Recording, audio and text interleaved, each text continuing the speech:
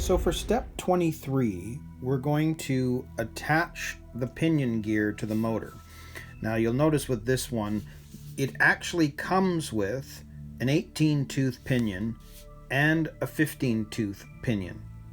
So there are the two pinion choices and of course the grub screw.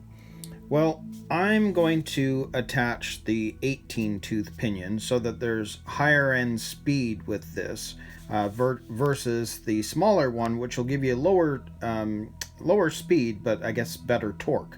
But I want to go for the higher speed. So we're going to add in the 18-tooth, and you can see that's got to be set to 16 millimeters. They don't have a guide like some of the other kits, which is fine.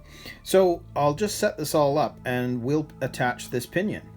So I decided to go ahead and put the pinion on. I've done this before, and you can see right here if you want to see a bit more of how I put the pinion gear on, which was done on a different model.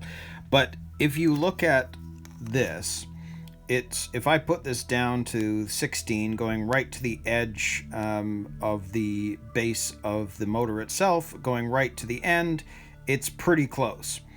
And in fact, it might be bang on or just a little over. But part of that is because one of the other things I prefer to do is actually just take the motor, put it against the end, and then if you look inside the gearbox, the pinion is almost at the end of that gear as well.